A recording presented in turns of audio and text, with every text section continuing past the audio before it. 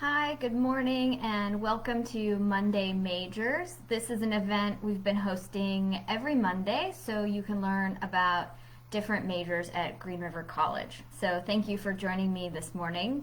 My name is Beth Carter, and I am the International Student Advisor for Social Science majors. Social science encompasses a broad range of majors where students can study human society and culture and human behavior. Some of the most popular social science majors include anthropology, sociology, history, and political science. I'm also going to touch a little bit on the education major and how students interested in becoming teachers can plan ahead for their degrees and career. A social science major will give you analytical and quantitative skills. It will help you hone your critical thinking. You'll engage in research and help solve problems. And students with social science degrees go on to a very diverse range of careers.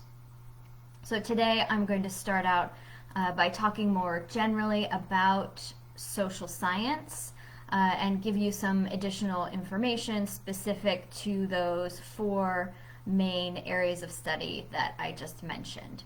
So a frequent question that I get is, what are different areas of social science? What is social science?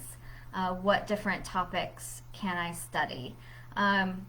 Social science as a discipline includes a lot of different majors. As I mentioned, those four popular ones: anthropology, sociology, political science, and history.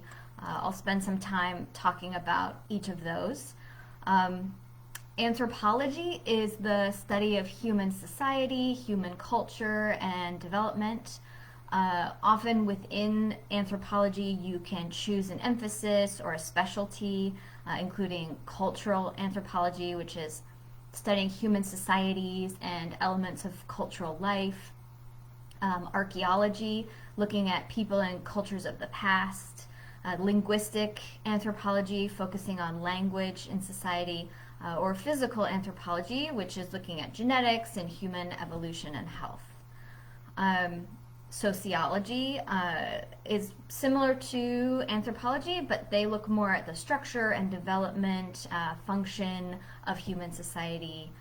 Sociologists study social life, social change, and human behavior, and look at human social relationships and institutions. Political science is maybe a subject you're more familiar with. It involves studying systems of government, political activities, political thought, looking at theory and practice of government at all levels: local, state, national, and international. Often international relations falls under the umbrella of political science, or sometimes comparative politics. The fourth area, history, is the study of the past. History majors will get a deep understanding of society and culture by looking at events of the past. All of these majors, there'll be a big focus on research and analysis, and you'll probably do a lot of writing. While the particular subject matter and approach of each of these majors is different, they do have some commonalities. There's a big focus on analysis, looking at quantitative and qualitative research skills, as well as, like I said, a lot of writing. Students often also ask, what classes should I start off with? So when you're thinking about the classes that you would study, particularly at Green River College, we'll focus on two different areas. One is your general education requirements, and the other is the courses within your major. So your general education requirements are classes that cover a broad range of disciplines. We like students to have taken courses in humanities and physical sciences, as well as within your social science major. So I encourage students to start off with their English class and their math class. Not because you are required to do these in your first quarter as a student, but that it takes care of those two requirements right off the bat. So everyone, no matter what their major, is required to take an English class and a math class. So it's a good place to start. After you've taken those 2 classes, I suggest you look at balancing your coursework each quarter with classes from your selected social science area of interest, as well as your required coursework in other areas. What university should I think about transferring to? This is also a common question. This answer could differ for each individual student. There are some broad questions that you can ask yourself when you're thinking about transferring to a university. The first question is, do I want to go to a big university or a small one? You want to think about the sort of student experience that you'll have at a university. So a big university would have a large campus, lots of students, probably some great facilities, but you'd also have larger classes versus a smaller university where you would have smaller classes and a little more personal attention from your instructors. You might also ask yourself, does it matter to me geographically where I go to university? Do you want to live in California? Well, we'll look specifically at universities in California. You'll also want to ask if the school's rank is important to you, and look at questions about tuition and cost of living. What kind of financial aid do they offer for international students?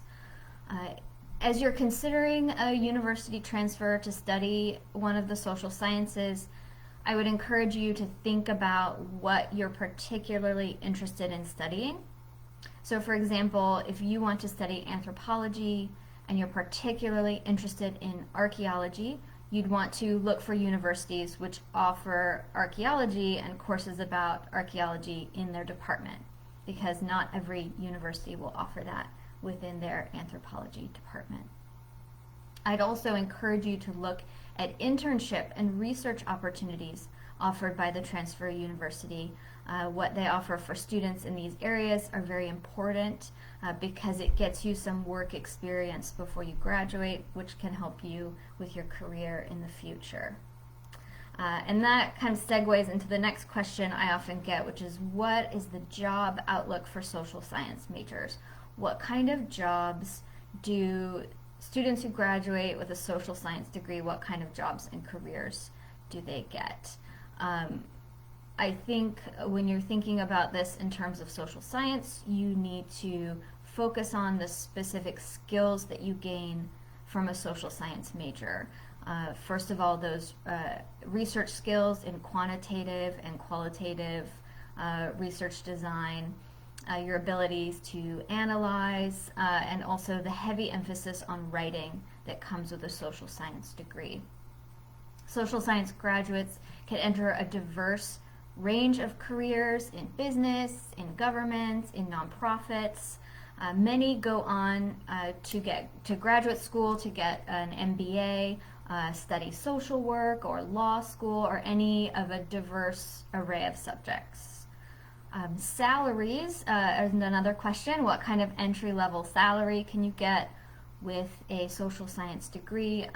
This can vary significantly, anything from the low end of maybe $40,000 a year up to maybe $70,000. Some examples of jobs that people get with a social science degree: something like a data analyst, where you're conducting surveys, analyzing data. That might have a starting salary around $60,000. If you go into social service, maybe $65,000. Market research is a common place where people start their careers with a social science major, and that might have an entry-level salary around $63,000. A lot of people interested in social science also end up working in museums, so maybe a museum specialist or museum technician might make about $50,000 a year. And another area I wanted to touch on was people interested in becoming teachers. So if you have a social science major or an education focus, you might go on to teach high school, which could have a salary around $60,000. Education majors often choose a major subject in addition to being an education major. Although at Green River College we do have early childhood education majors who would specifically focus on the educational needs of children under the age of 5. This can be a very rewarding career for those who love to work with small children. And finally, the last frequently asked question I wanted to cover was about OPT. So OPT is the special program for international students to work for 1 year after they graduate. For students in social sciences, there's, like I said, since there's a broad range of careers, there's a lot of different areas where you could find a job for your OPT. The main requirement for an OPT job is that it be within your major field.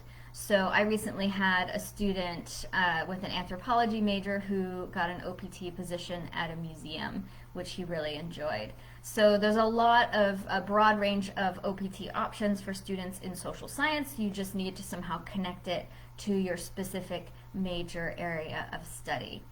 For education students, the OPT options are pretty obvious. It would be working in a school. For those looking at early childhood education, it would be working perhaps in a preschool or a child care center where you're working with those children under the age of 5. I love the social sciences. My degree is in social science, so I'm happy to answer any questions you might have if you put them into the chat under the video. Or you can send us an email or a message on Facebook. So thanks for seeing me this morning. Have a good day.